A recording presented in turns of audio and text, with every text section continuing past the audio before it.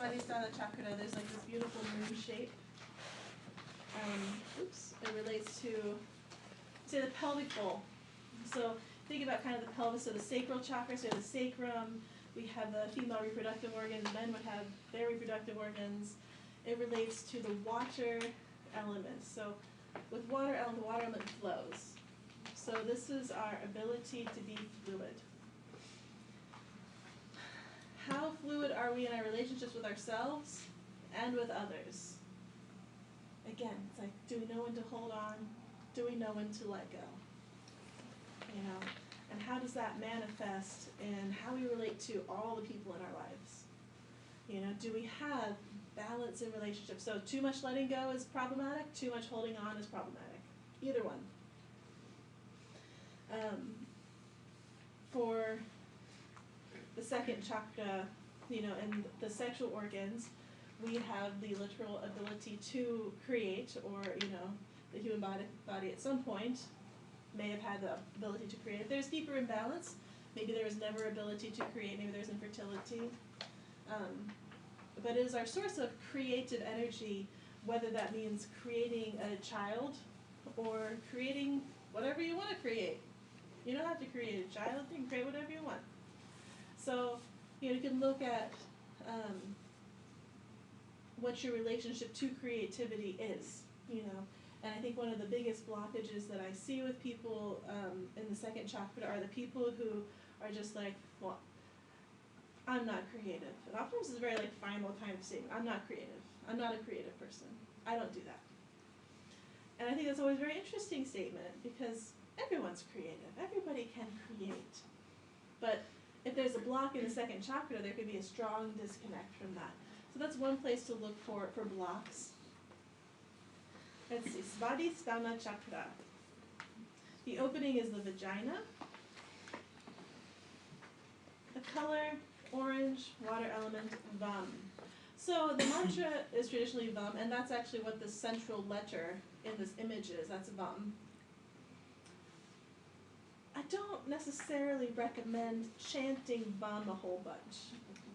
People store immense amount of pain in their second chakra. This is oftentimes where, if people have been wounded, like this is one of, you know, people's deepest spots of wounding, and chanting Vam, while it's good and healing, it can stir all that shit up, essentially.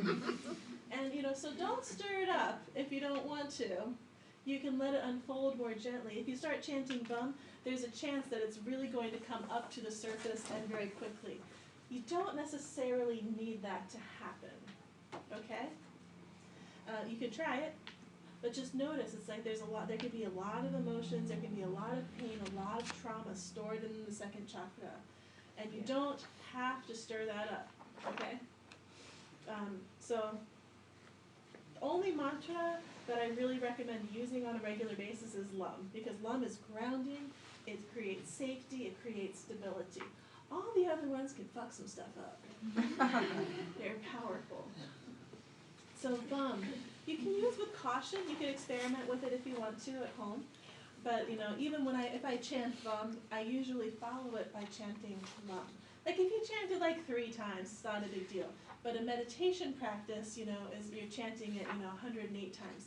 Even just in your mind, out loud can make it even, it makes it a little more depleting, silently repeating it. Like if you're working on, you know, healing your second chakra and mentally repeating Vam while focusing there, it will do something. It may not feel good. It may not feel good. It may be intense. So be nice to yourself. Be nice to yourself. If you know that's a problematic area, don't necessarily poke the bear. So that's where I think people get confused. It's like, you know, it's like, ooh, it's the sex chakra, right? So that's how people think of like, ooh, sexy. And it's like, well, relationships. You know, there's sexuality, but really relationships, you know. So you look at, is it easy for you to get along with people? Is it hard for you to get along with people? You know, do you know, like for me, I've struggled quite a bit in my life with feeling like an oddity, essentially. You know, feeling like I don't fit in. Where do I fit in? I'm different, I'm weird. Like I don't have this fluidity and natural feeling in my relationships with people. So let's see, the affirmations. I have the ability to smoothly relate to others and to my own self. I am secure in trusting my intuition. I trust my creative side. I feel my connection with my fellow human beings. I trust my fellow human beings. I release all negativity from my past relations. I hold pure thoughts toward everyone that I have known. I easily move from one situation to the next. I am satisfied with my current life situation. I open myself to knowing others in an intimate way. My ability to relate to others is expansive. If you have Swadisthana chakra imbalance or root chakra imbalance, when you look at the affirmations, if there's one that you're kind of like, that's the one. So you can keep that in mind. It's like if you ever sit with these affirmations for a little bit, it's just like, which ones get you a little? Which ones get you? And those are the ones for you. So this is the thing with relationships. It's not just how we relate to people now, it's how we relate to people in the past, and healing through the past, healing past relationships, healing things that have caused wounding. It's a big part of healing the second chakra. In Shivananda Yoga, they say, meditation on the Swadhisthana's crescent moon gives control over the water element and confers psychic powers, intuitional knowledge, and knowledge of astral entities. Many impure qualities are annihilated. I love that. So this is actually a pretty major psychic center. For women, it's very powerful. And this is where, with menses, there's this connection to lunar energy, connection to the moon, connection to cycles in nature. And you may notice that with following cycles of the moon, following menstrual cycles, following your hormonal cycles, you may notice shifts and changes in your energy work.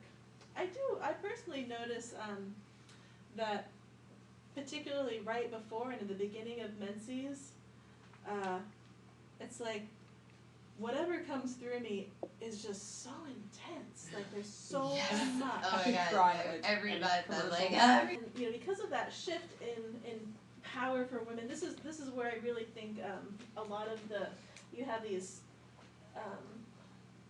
in traditional cultures, there's a lot of that separation of women during menses, which has over time turned into, it's because it's impure. There's an impure quality or a quality of dirtiness essentially.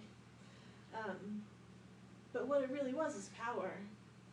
It's like, women were having such fluctuations in their power. It's like, I think it was more like they were afraid of you touching their food. They're afraid of you doing things because you're such a powerful being.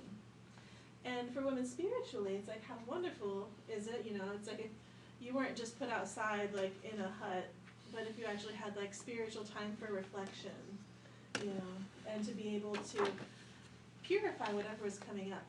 One of my Ayurvedic teacher, Mary Thompson, who's just amazing, a lovely woman, she would always say that, like before menses and during menses, it's like those times when we feel those hormonal shifts and flow. And even for women, like as they go into like menopause and they're experiencing the hormonal shifts and flows, like what comes up emotionally during those hormonal shifts? What thought patterns come up in the mind? What things are bothering us? Because for the rest of the month, the rest of our time, we're so good at pushing things down and pushing things away and being like, it's not that big a deal, right? It's not that big, it's okay, it's okay, that didn't really bother me. And then suddenly the hormones flare up and you're like, it's a big fucking deal. Like, it bothers me. Notice what kinds of things come up, because oftentimes that matter. Like I think about when I was in relationship with a guy for a very long time, for like 12 years. And it was not the right relationship for me, and I knew it for a long time, but I could kind of put it away. And I could be like, no, there's not like all these things that are fine. This is fine. It's not that big of a deal. But then I would have PMS. And I would just have to spend a couple of days just like, God, all this stuff really bothers me. And then it would be over and I could put it aside. But it was like, there's this pattern of like, every month it was like, these same things really bother me right now. And I was just, now I've learned some new things. It's good to pay attention. But my teacher, Mary Jo, she said that people who come into life with these Swadisthana chakra imbalances, they are truly the brave souls, because it is such intense karma.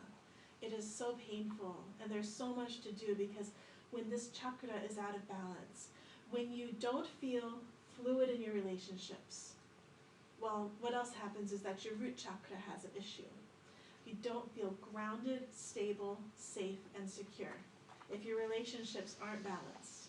You think about that. So, if you have a relationship where you're trying to hold on, why do you try to hold on? You don't feel grounded, safe, stable, and secure. You don't trust. You don't feel safe. Your root chakra is having an issue. When people have that extreme detachment where they keep everybody at an arm's distance, I've definitely known a few guys who I think are interesting in this, like, they're like, oh, I'm just happy being single. I don't need anybody, ever. Lots of people are just like, I just keep everybody further away. I never need relationships. I don't really, I keep my friendships at a distance, Again, that doesn't feel like you're grounded, stable, safe, and secure either. It feels like something else is happening. The nature of humanity is we're here, we need each other. We're here to learn from each other. We're here to help each other. As an energy worker, there are certain things that I can't do to myself. I can't always heal everything myself. I need help. You need help. We all need help. We all need each other. And, yes, there are spiritual paths that are all about separation and being alone. Actually, I was listening to, on the radio this morning driving, there was a little clip where Leonard Cohen came on, and I guess he had been at some like Buddhist monastery for a long time, and he recently left.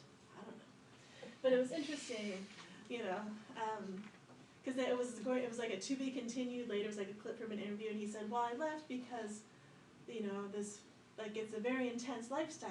There's a lot of isolation, and I've been there for a couple of years, and I realized that I didn't feel like this was helping. It's like all of these, the grief that I experience, all the sadness that I experience, it didn't seem like it was helping it to go away. It seemed like it was making it worse. So I left." And it was like, and hear more about this. If you have Swadisthana chakra imbalance, maybe you want to live in a cave.